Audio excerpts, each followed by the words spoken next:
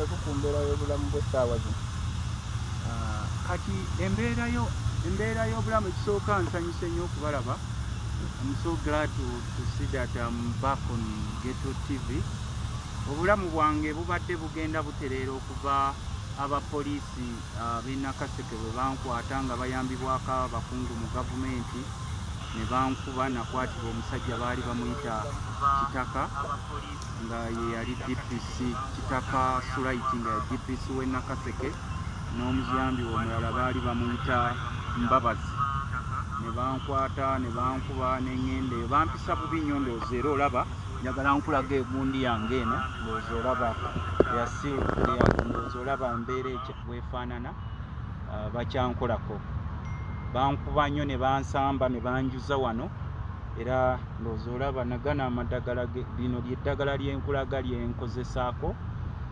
Nali sikimanyi nti I wouldn't think that I could be treated like this by police of Uganda. But being that I'm a member of parliament, I don't want any politician in my country, Uganda, to be fall in the same situation I am in at the moment. This one you've seen, actually it has been paining me a lot, and I've just seen my doctor. You know, Ddagala lyenkozesaako lyolaba lino erisinga ery'enjawulo oliraba lingi nnyo nga bw'omanyi mu nkola yaffe tetutera nnyo okwagala kugira malwaliro gaffe ge batujjanjabiramu mangi mu kundizi zaffe zonna zolaba zino lot kati paini yo weeri nga bwe nkugambye nti kintwalidde ebbanga abamu babadde balowooza nti it will take me long naye njagala kusooka kwebaza dokita wange ankolako ennaku zino.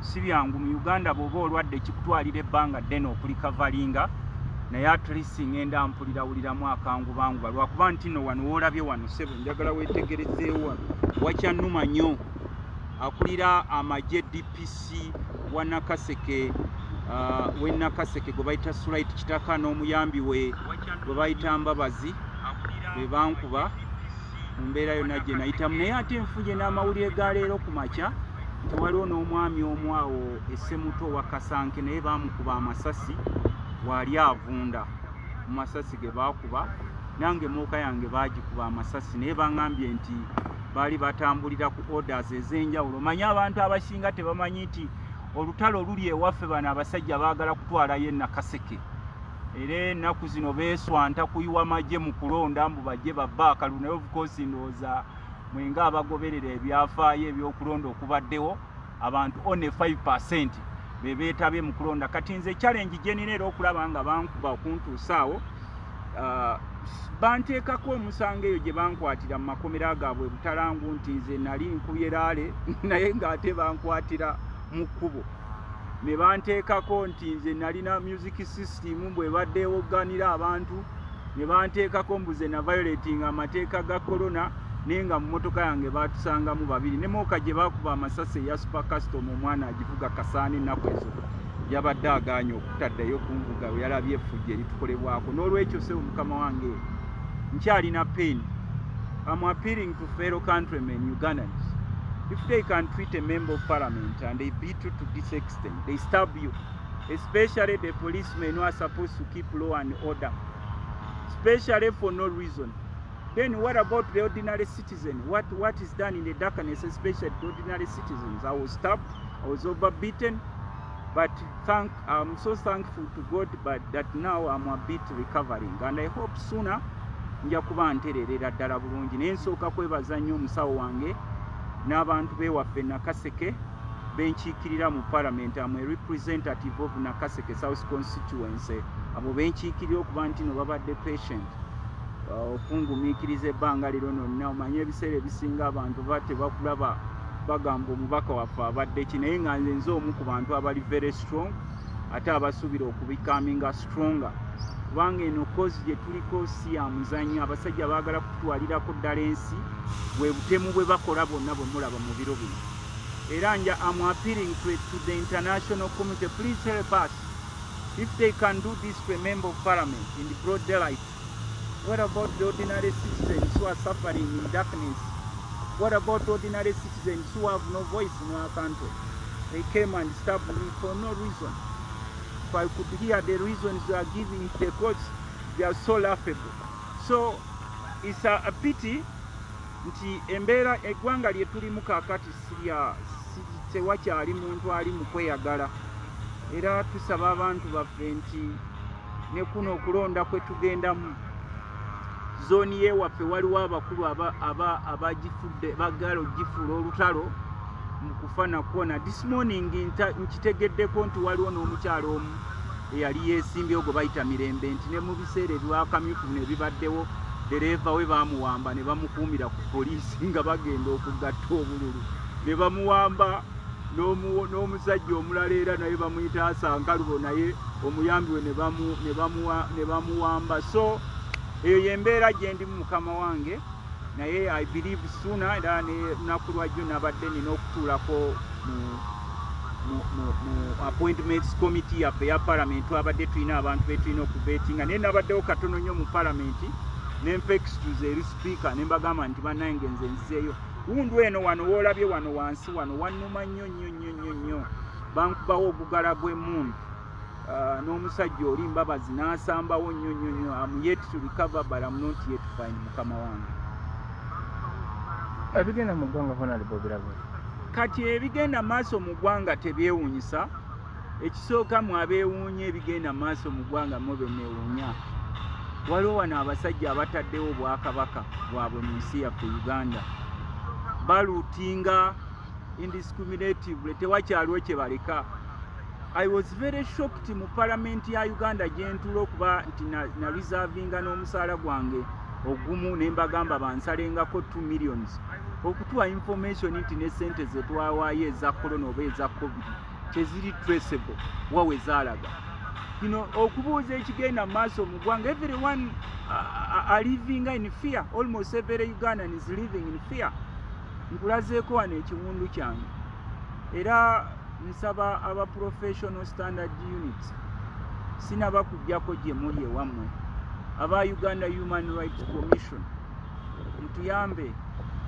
Tuli mu buwambe naye bino byonna bye batukola ffe ng'ababaka ba parliament naddala abali ku luuyi oluvuganya. We who are in the opposition, if they do it to us, don't think that it will stop on us.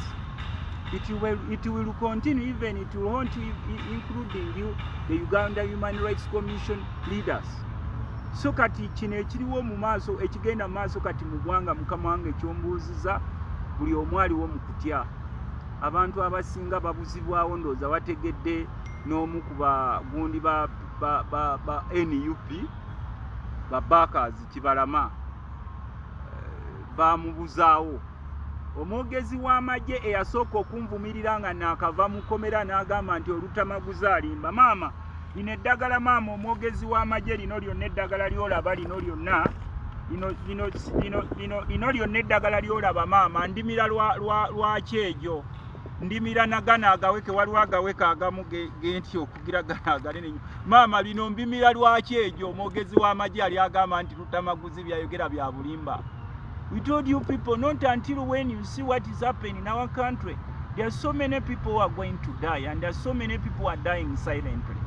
Nze kati nkugambyeko ndi mubaka parliament ate atali oyo gwosobola okugamba nti nno nti oba omusajja ali awo gano ga kapiso gano golaba gano okugamira gano kati byenkugamba nti abantu abasinga kati babawamba. Nalabye omusajja ono gwe bayita Kibalama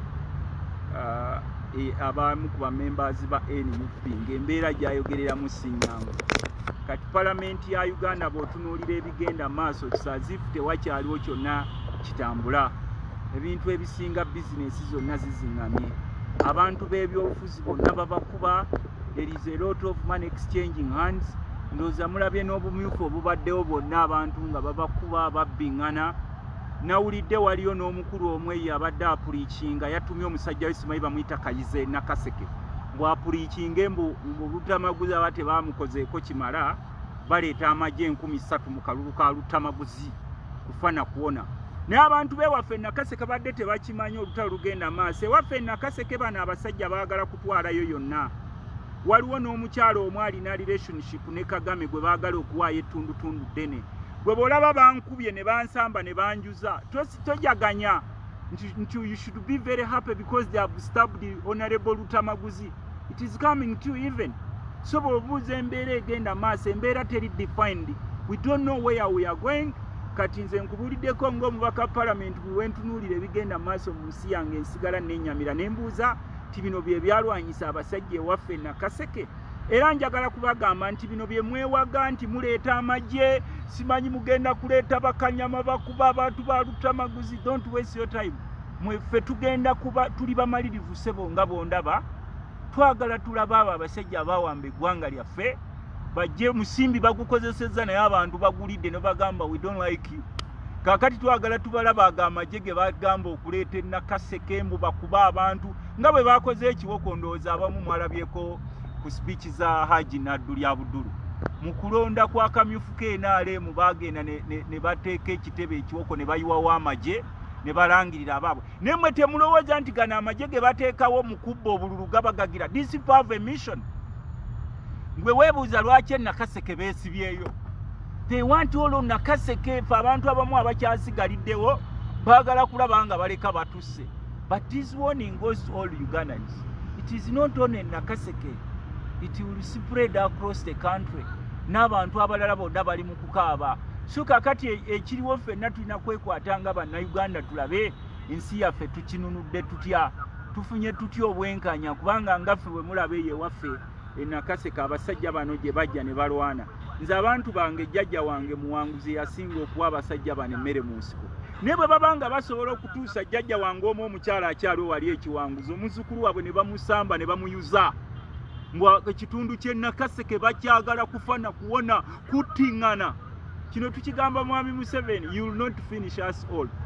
Your people may come and use chaos in Nakaseke and deploy the army and beat us and do whatever they can. But remember, there is time of accountability. We know you want all lands in Nakaseke. I have managed to fight for my people. That's why even you saw a very small percentage of participants in the concluded NRM primaries. Why didn't they participate? Can you imagine these people use the same area okufighting obotembu yali abba obululu nebo otunuulira gye baakoze ekiwoko. They looted the victories of some young men there. Abawangudde ne mutabani wa Nadduli yawangudde eri ne bagamba nedda ekyo tetujja kika ne bagenda ne beewandiikira wali n'olwaleero bababuuza nti mwabawangudde mu bitundu by'e Nakaseke mu bumyufu mutubuulire mwawangudde magombola kitutandikirewo. They are very silent. So kino twagala kigamba kino kigamba President Museveni n'abantu be amagye omusajja omu gwe mpulidde alanga mbu bagenda ddowa tuddowa babagamba Lutamaguzi bagambye tugenda kuleeta amagye bwe baba bamulonze eno kye twamukozeeko tekinnamala. Ffe tuliwo ku lwa Katonda era tujja genda tulonda akalulu kaffe tukakuume muleete amagye gammwe mubbe obuwanguzi naye tubalayirira naawe alangirira obubbi n'akutumye ne gwe muba mulangiridde bano abafere bano be mugira ne balulutinganga eggwanga. We shall defend ourselves. Mulundi guli mwankuba wano ekiwundu kikyagira kikyannuma. I'm taking my time naye tugenda kulaba nga tuyimirawo ku lw'ensi yaffe Uganda. Anaawulira nti atya nnyo tukwegayiridde nnyo tojja we tuli kubanga kati we tukizudde. Kuba olaba okuba omubaka wa parliament n'oteekawo ebisango kyawe n'ogamba teri kumweyimirira mumutwale nga amasimu gavuga nga amasimu. No one owns our country. And some of you are just laughing at you don't know what is going to happen even after 2021. Waffe tukimanyi nti kana akalu ke tugendamu aka 2021 kagenda kuba Bibinyo n'okusinga aka 1980. Abasajja bobote babagambanga nti babbinga babba busaawa mbu Ebya akasaawa. But these people are looting square miles of land. They are looting buildings. They are looting billions of money. They are almost looting everything and now they have come for our lives. Mbutuleeta amagye Nakaseke simanyi bali eri bapulikinga mbu baligenda kuleeta amagye agasuka mu 13 bakubebe ejenti ba Lutamaguzi simanyi n'obabuuza nti kaakati ekibaleetesa amagye kweko ke bayite okulonda akalulu naye tubagamba kye musigera kye mugenda okukungula oba tuli balamu oba tuli bafu tugenda ku defending eggwanga lyaffe paka to the last. Ne bwe munaasiba abantu baffe bonna ba agency luli eri we nali bantu temukomera ngenda okuddanga ne bannaffe betubadde nabo betwali nabo benalekawo bamutibwanga bonna babakutte babatutte mu mapoliisi mbweringa batambulira ku order gundi mukwate, gundi musibe, gundi mukwate. It will not deter us from fighting for the freedom and liberation of Uganda. We shall continue. Era nga bwe twagala okusabira, njagala kusabamu aba NUP n'aba People Power family. Kibalama temumuvuma. Kibalama yayogedde ebigambo bingi, mubuuze Kibalama ali ludda. Omwogezi w'amagye asooka ne yeegaana. Kuba tutuula naye mu parliament ow'ekitiibwa Flavia ne tumugamba nti tomala geegalika bigambo. Ogenda kwa kati yavuddeyo n'agamba nti amagye ge gamukuumye. Why do you make Ugandans to suffer that extent?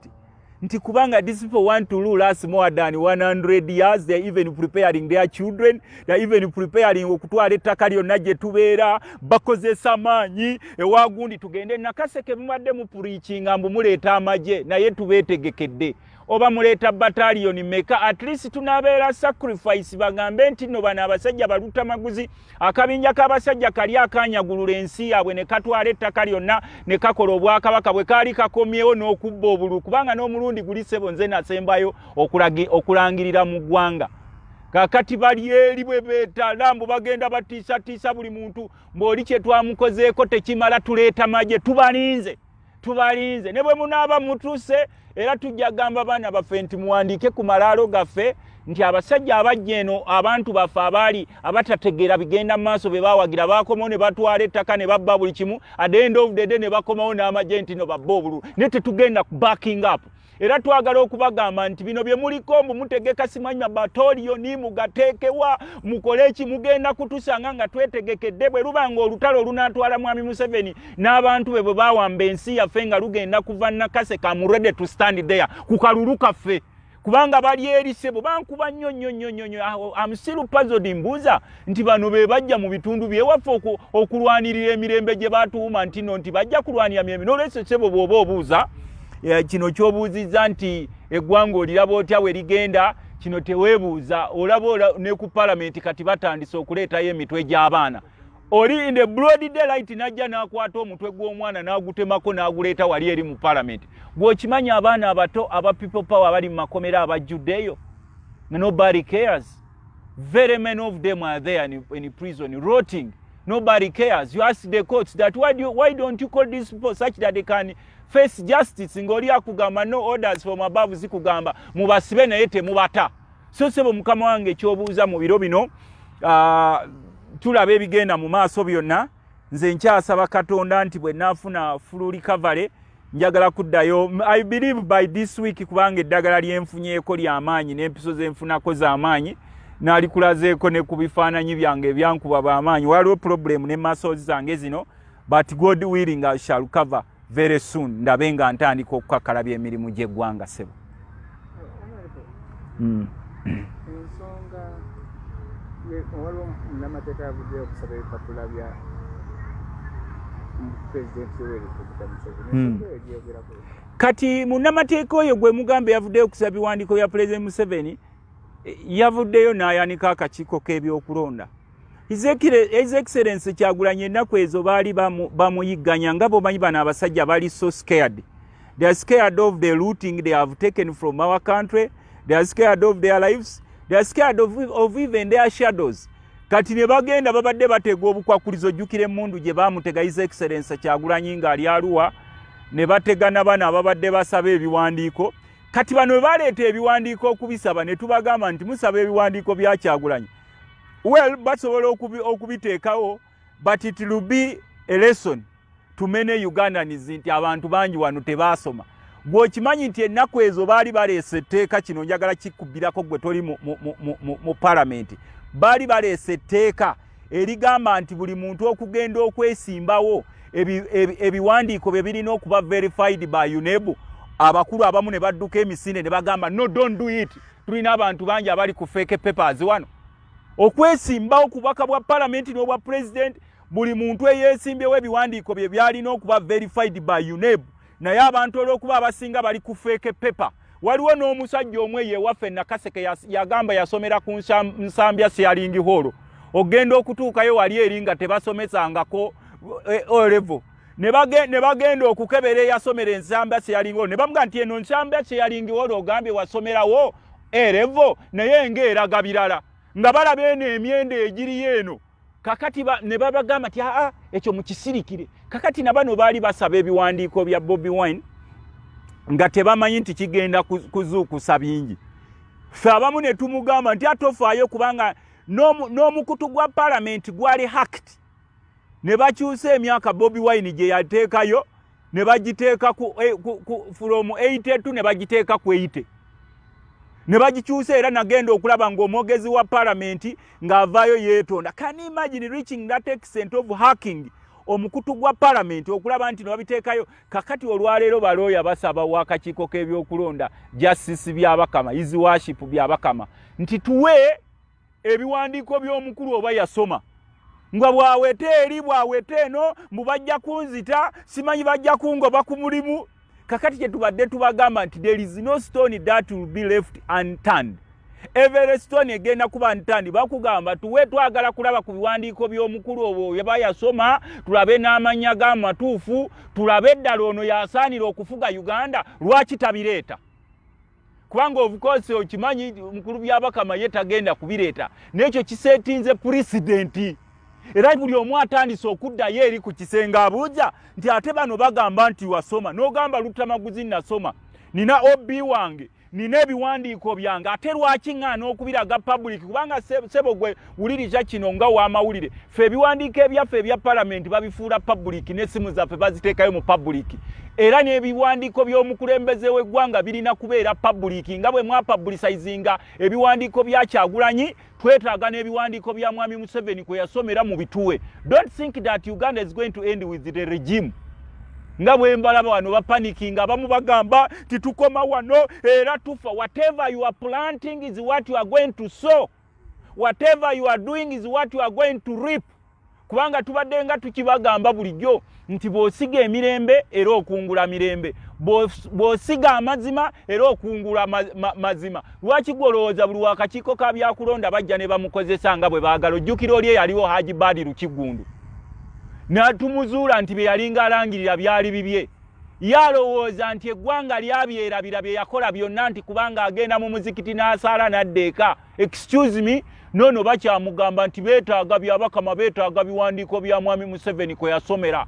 Ye precondition gye bakuteereddewo, twetaaga mazima na bwenkanye. N'ensi tefuukanga yammwe okulowooza nti mwagifuula faamu. Ono n'adiployinga amagye nakaseko oyo mukube eggwanga lyaffe nga muzadde abaana wano. Nga wano tulaba muli ku zisiko ya Miles ze mwegabira obwegabizi wano ewaffe wano. Ne mutandika okuba abantu baffe we mutandika okuba kijjanya. So ffe twabagamba nti time of reality will come. Ne tubagamba nti buli muntu tewali gwe bagenda kuleka nga tebamuweebudde. Kakati oyo w'akakiiko k'ebyokulonda ne ttiimu ye emabegako eri yagamba mbu abaalimu beegoba bokka ne bagenda nga bakooye. Kati mukama we n'ajja n'agamba ye yabafuumuula. Naye ng'era ebyo byonna biroteetingira ku kibiina kya NUP ekyono omusajja gwe mulaba kati ali ku mudumu gw'emmundu gwe bataddewo yogera bino yogera biri eri. Kakati n'olwaleero ab'abakanso baasabye ebiwandiiko kasita baabisabye munnamateeka munnaabwe kuba butera okweyita Mulandi Friends. Bakanso baasabye munnamateeka munnaabwe gwe baasoma naye justice by'Abamukama. Kati naffe twagala kubuuza nti ekitongole eky'abalamuzi ne balooya bakyalina amakulu mu ggwanga lyaffe lino oba nabo participating in the destruction of democracy of this country Uganda.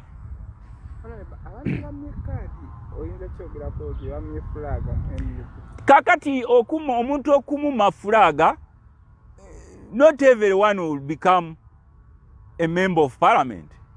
Not every member of NUP will become a president. Not every member of NUP will become a councillor. Let the best candidate take the day.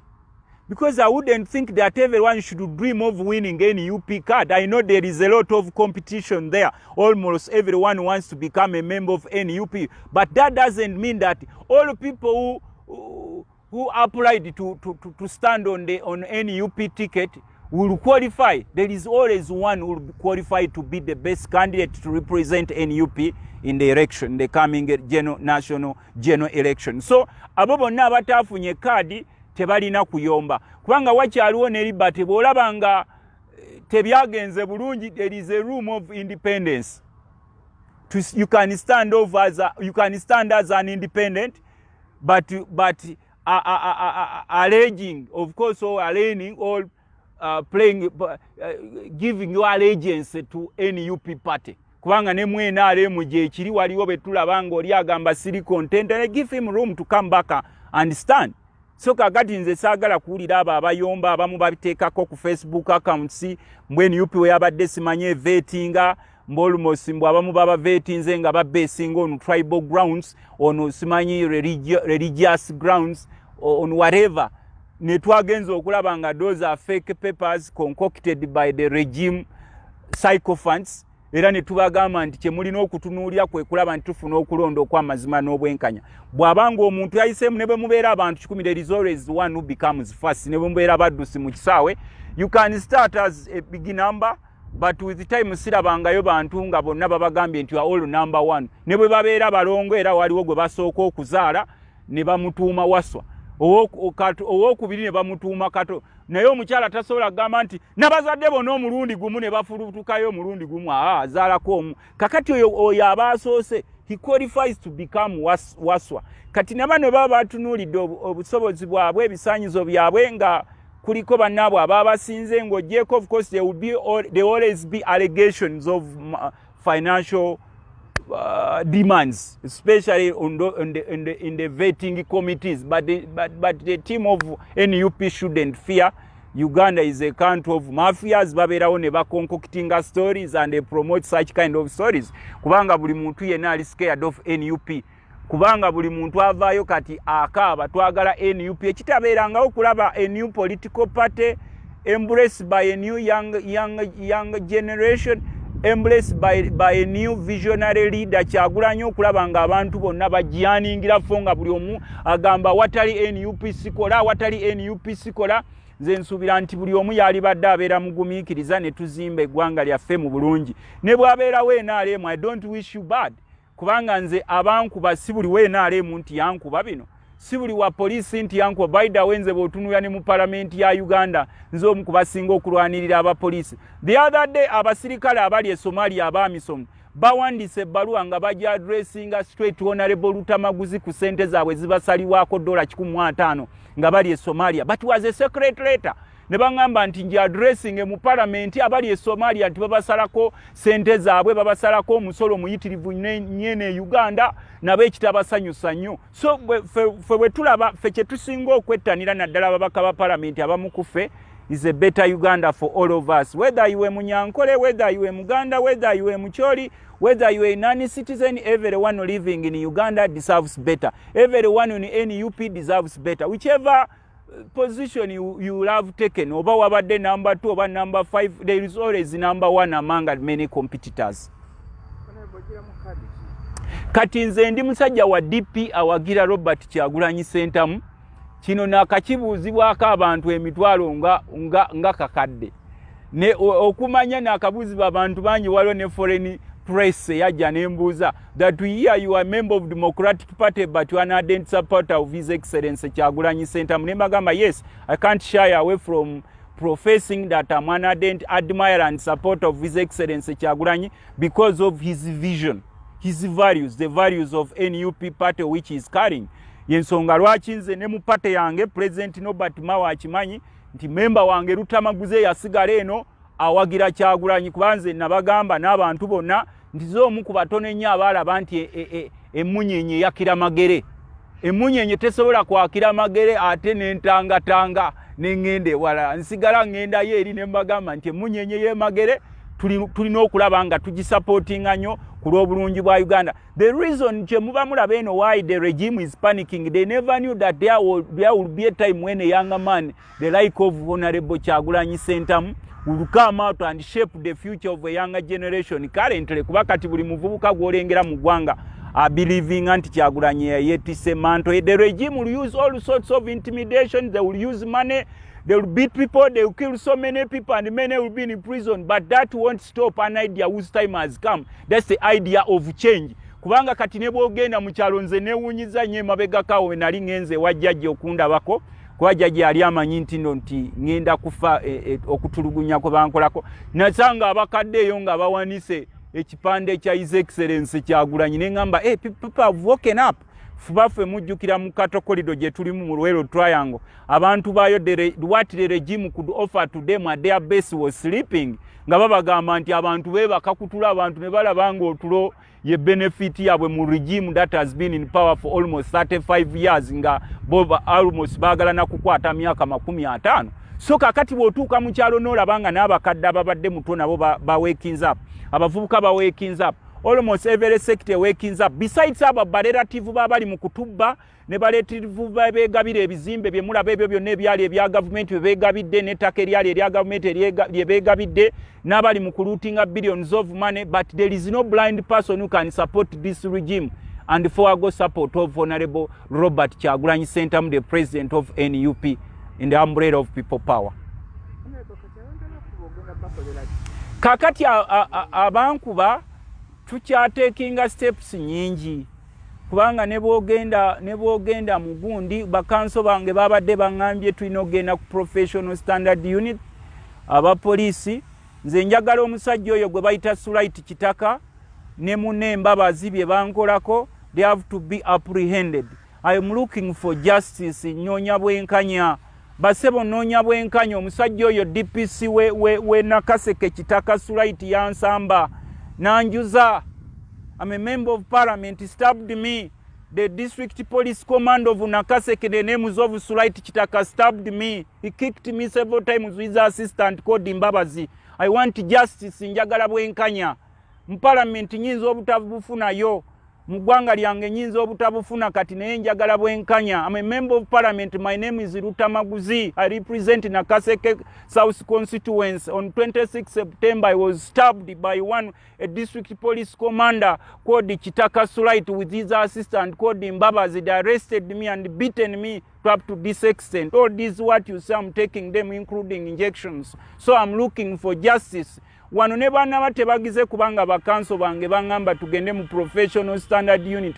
At least nabe ekitongole kya police nono omukyalo ono Flavia byekwase yali ayogera ebya kalebule byali tategera leta no. My name is Lutamaguzi jankebere mutwale ne kumalwaliro nagana amalagalagala bagano genywa mama tolowooza ntino ntinganywa lwakuba ntino ngeyagalira. I'm not suffering tino ntinze nkere nkya ngende malwaliro nziye Ddagala. I don't want this to befall on other members of parliament, all ordinary citizens of this country, Uganda. Njagala abantu baffe ne babeera mu nsi yabajje yagaliremu kubanze bo babuuza why did you stab Lutamaguzi? They said we are under orders. There is a group of people that want to take all over Nakaseke. They want to grab lands there. They are very big people in this government. Ne baba wa order mu mukube mu mutulugunye ne bantwala mu makomera ago gonna.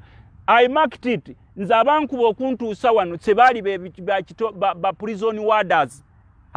Nze abantu bokuntuusa wano bali ba police. Bali ba police be banku bokuntuusa wano Uganda police ye yankolako ekintu kino kyonna. Sakubibwa ba prison warders balina ebyabwe bakola. Era I was very surprised to see the spokesperson for prisons coming out making certain funny statements that I'm making lies. If I'm making lies, let him come with his doctors to gende womusawo wanganzijeko na bino byonna alabe ekiwundu kyenina. I'm telling you, the spokesperson of prison, even you the spokesperson of the army, we are saying that I'm making false allegations. Please come and we go to my doctor and they remove all these plasters and you see the bigger wound that I have. And I think I'm taking all these medications for fun. So kakati ekitwagala okugamba nawulidde ntino nti n'Abannayuganda abalala bateekateeka okugenda nga babakuba naddala ffe abali ku mulamwa ne twagala kubagamba they should not be intimidated. This is our country. In every struggle there are those who make sacrifices. Maybe I'm a sacrifice to the struggle because I don't know what will happen now. They have warned me that they are bringing army in Nakaseke. They want that constituency. And maybe it was the genesis of all the stabbings. Nti baagala kitundu kyewaffe mu Nakaseke kyonna okukitwala to why I'm a member of parliament. But I'm very happy that at this moment I'm a bit recovering. So kyenjagala okusaba abantu baffe abali mu ggwanga bangi bakyabakuba bakyababonyaabonya era abamu bagenda kubatta. Nze kyempitamu si kyangu, nze omu ku basajja abasinga obugumu ennyo. Buli kumakya n'ekiro nkola training zange, ensonga lwaki olaba simala gakyuka. naye ennaku zino sikyatambula nnyo sikyakola training sezo nkolamu katono nnyo njagala kulaba nga nfuna full recovery. Kakati kiri gwe abapoliisi majje n'aboogerera ebitongole ebyo bano abasajja nga bakoze kazambi. One day, maybe one day we'll get justice. Maybe one day we'll get justice. Maybe, who knows? Maybe one day we'll get justice. Maybe those who are doing all they have done to me will come to face justice. And I may be on the right-hand side of justice. Kubanga olwaleero n'amakooti ne bw'ogendayo osanga ejjuddeyo bakaada. Mu makooti can you imagine? Most of Ugandan courts are full of NRM cadres. You go to police, you find them police cadres. You go everywhere, you find cadres of the regime. You can hardly find justice. If you find it, sometimes it's accidental, or it may be by pressure of the accusations they might put before you.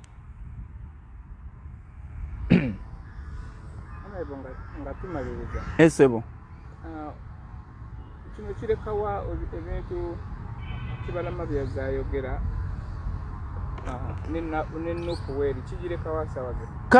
Kati nupu abantu ba nupu abantu okutulugunya abagoberera nupu tekigenda kugwawo. Bangi bagenda kufa. Gwe tomanyi nti omwana wa People Power yaso omu ku baasooka okufa yali wewaffe e Nakaseke gwe baasooka okukuba amasasi ne bamutta. Omujjukidde ssebo? Omwana owa People Power omu ku baasooka okukubwa amasasi ne bamutta, twamuziika wali Ssemuto e Kabombo e Nakaseke. Yali wa People Power nga tenneeyubula kuba nuupu. Bangi bagenda kubatta because with these people bloodshed is their business. Their business is bloodshed. You know how many people died in the war they waged against the government of Uganda in the 1980s? How many people died in the Royal Triangle? Almost 1 million. And the millions continue dying. Every day, do you know how many people died in Congo? The people who died in Mukura. The people who died in northern Uganda. The people who died, those who are put in the railway wagon. Do you think all those people are dead? So it's a continuation of torture. Nze olwaleero ne bw'ojja n'onzita n'onkola kyera nagamba abeewaffe nti bwe mba nfudde, please don't be surprised. You know the cause and you know the people. Olwaleero baataddewo ttiimu eyo Nakaseke mbwe egenda epuliikinga abantu mu constituency egy'emu representinga mbwe abakulu tebaagala kuddayo kulaba Lutamaguzi apromotinga Kyagulanyi, tebaagala kuddamu kumulaba mu parliament, baleesa amagye mbwe amagye gajja. Now even we warn you people who are preaching that, I think maybe you also have houses in Canada like these people do in America, because these people, part of their looting, they have bought so many houses in Asia, in America and in Europe. Kati gwajja preaching Nakaseke mbu batusindise tugenda kumufirako bw'onooba onzise si kigenda okuba enkomerero ya struggle. The struggle will continue until our country is liberated. Gwondaba n'omusirikale ankuuma ne bannaffe abamu abalina n'abasirikale ababakuuma basula batunula. Gwe walaba abantu be baakuba ku lunaku lwe nali ntwala ebigoma e Nakaseke. Naye ng'obuuza abo mubakubye bakinkubuulidde waliwo omusajja ali wa Kasanke baamukuba amasasi ku lunaku lwe bankuba. Wali ewaka avunda, famire ye ngambye muyambe, okugulu kwonna kuleenya kuti konna kuweddewo talina ssente, ali wali poliisi yamukuba amasasi. Bw'oba oyagala nsobola okunoonyeza ku adresi ye n'engikuwa ne bamunoonyaako n'ayambibwako, nange ngenda kulaba kyonna ekisoboka. Struggle gye tulimu tegenda kukoma. This is the genesis of the struggle. Era temulowooza nti bino ebibadde bikolebwa bigenda kuyimiriramu. Enegenda kuba continuation, abantu bangi bagenda kubakuba, bagenda kubatta, bagenda kusanyawo bizinensi zaabwe, akaunti zaabwe zigenda kuba hacked. Nze nina akaunti yange emu gye bahacking eya sente zange. Nengenda neneebuuza nti zino sente zaabuze zitya. My account. Era abantu bangi bagenda kubavwaza, bagenda kukola all sorts of intimidations n'abantu bangi okubatta, naye kye tubagamba, at the end of the day tujja kwambala engule. Oyo yekka ayagala ennyo ssente nga bannaffe abatono ennyo abaagala ssente ez'amangu mangu yatagenda kusurvivinga. naye ne bano abatyatyatya nabo tebagenda kusurvivinga naye oyo omugumiikiriza ajja kuba awangula era tusuubira mu nsi yaffe Uganda tujja kuddamu nate tweyagale nga tetukyasosolebwa olw'amawanga ge tuvaamu nga tetukyasosolebwa olw'ebibiina by'obufuzi nga tetukyasosolebwa olw'amadiini nga tetukyasosolebwa olw'ebyo bye tukkiririzaamu naye nga ffenna tulowoozebwako nga bannayuganda era nsuubira nti gye bujja eggwanga lyaffe lijja kununulwa buli byonna ebyabbibwa abasajja bano ne bwe banaabeera baana baabwe be babitaddemu nga be birina okudda nkiddamu zino zonna zisikweya miles ze mwegabidde mumaze biseera n'amayumba mumaze biseera zino ssente ze muzimba ne muteekawo za akedi kuba n'abaana baatubuuzizza nti emakerere kwa Ivory Tower oba nabo babadde baagala kuteekawo akedi yaabwe nga bwe walabanga mu Owino nti wali eri ku Owino ku senti bali ku Dembe Market ne bateekangawo ne bayokyangawo omuliro bateekewo za akedi njagala kubabuuza whose akedi is to be put at the Ivory Tower of Makerere University kuba tosobola kukomawo n'oŋŋamba mbwe ekitundu kyayidde bifaya brigade ne bizikiza munewe wayiseewo ate essaawa 9 n'ekitundu ekira ne kiddamu ne kikwata nga tewaliwo bifaya brigade bizikiriza mangu nnyo. You can fool some people but you cannot fool all the people all the time. Tukyalina determination egamba Katonda ng'ali wamu naffe tujja kufuna okwenunula. Katonda ng'ali wamu naffe ffe abamu batukube batwabuwaziza naye tukyali mu struggle. Tujja kunoonya obusobozi bwonna bwe tusobola okuyambamu bannaffe okulaba nga tuggusa struggle. The struggle is ours. Tewaliwo mulala nnyo. Oba babakubya ne bakukutula amagulu tofaayo.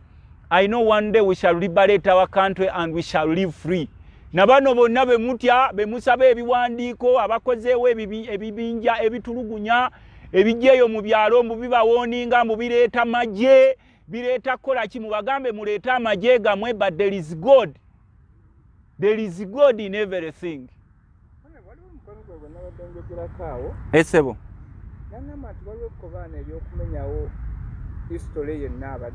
Yes, tubadde tubagamba waliwo ekkobaane ery'okugyawo ebintu byonna ebiraga Uganda gyeva. Waliwo ekkobaane mu basajja bano okusaanyaawo buli kintu kyonna ekiraga Uganda oba ekidefininga Uganda gyeva oba ekyebyafaayo ebiri mu Uganda byonna waliwo ekkobaane okubisaanyaawo. Buli kiraga ebyafaayo bya Uganda kirina okusaanyizibwawo dase ekkobaane oba program. Ekyo temukyewuunya nnyo. Era ndowooza mwalaba abamu neewuunya nnyo nga mulaba nga ssaawa ya Queen bagikoonyeewo. N'ebirala bingi byonna bagenze babisaanyaawo. Buli kidefininga Uganda gyeva. Yes, mulaga ate okyagirabawo. Byonna tebiriwo. Ne mu Uganda Museum ebintu byonna ebibaddemu ebiraga ebyafaayo byonna baabijjamu. Byonna secretively. Gwolowooza okwokya Amasiro kwali accident nga bwe baakugamba nti omulalu simanyayo kyamasiro mbu omulalu up to today. Okwokya Ivory Tower olowooza kuli accident. Buli kyonna ekidefininga the history of this country kirina okusaanyizibwawo. Fellow countrymen, wake up. Wake up fellow countrymen. Tewaliwo agenda tukwatibwa kisa paka ffe bennyini nga tuzuukuse ne tutaasa ensi yaffe Uganda. There is no one who is going to show us mercy. Ffe tulina okustanding on our feet ne tudefending eggwanga lyaffe. Buli kiraga ebyafaayo bya Uganda, buli kirina roots in the history of this country, Uganda, there is a plan to destroy it completely. But it's done gradually, it's done systematically and gradually. Not until when a few people wake up. Ne batandika okulaba eggwanga lyaffe gye liraga naye okwokya Makerere, don't think it was accidental. Okujjawo essaawa ya Queen, it's not accidental. Okujjawo Amasiro okugwokya, it was not accidental. Okujjawo ebintu ebyali mu museum, it's not accidental. Okusaanyaawo ebibira byonna ebibadde bitudefining, it's not accidental. N'ebirala byonna mulago okumugjawo, it's not accidental. Byonna bigenda kuvaawo slowly, systematically, gradually, until when Uganda remains with no any historical site or building. Kati abantu bewaffe Nakaseke mbasiibula ne mbeebaza abatulaba n'abatugoberera. Nkyabaliwo nnyo ndi w'amaanyi nategedde nti waliwo ekibinja ekijjeeyo nga kibabuulira nga bwe baleeta amagye mu kulonda naye mubeere bagumu. Bwe kubeera mujulizi wamwe n'aba omujulizi wamwe nze ngenda okusooka ku front line abo tebatusobola ensi abarejectinga because they are not popular and they want to grab lands of Nakaseke. They want to make Nakaseke okubanga ye center y'obubbi bw'ettaka nga mbalemesezza ye fujjo lye mulaba naye n'abo ababakolako efujjo you just mark them unless they are built in America, they are built in Canada, like some of people in Uganda have done abaluutinze eggwanga bwe mulaba nti balina agazimba agali eyo. Abantu bewaffe Nakaseke nyongera okubagumya nja kwongera okubaweereza era nkyali I'm still a member of parliament and I'm still contesting. I'm recontesting to be a member of parliament for Nakaseke South constituency. Whoever is intimidating you, whatever force they are using, I heard there is a gentleman, they gave some information to spread it in the constituency that they are going to use the army to beat you up, to rough you up, to imprison you. Since all institutions have been captured by the regime, it will not deter us from fighting for the freedom and liberation of our country. Era nja kusigala nga nkyayimiriddewo paka eggwanga lyaffe nga linunuddwa. Mwowe Nakaseke amanyi nti bano abasajja baaveeyo mutunuulire bye baakoze ekiwoko mu kulonda okwabaddewo ng'ate percentage eyeetabye mu kulonda yabadde only 5%. Neyanziza nnyo buli lwakubiri abantu baffe buli lwakubiri nja kubeerangako ku Ghetto TV. Omukulu ono ajja kubanga nga nkolako interview kubawuliranga ekigenda maaso mu nsi yaffe Uganda. Neyanziza nnyo omukisa guno ogumpeereddwa Ssaabasajja Kabaka awangaale. Mbaagala nnyo abantu baffe mwenna mu Uganda abawagira His Excellency Kyagulanyi Ssentamu.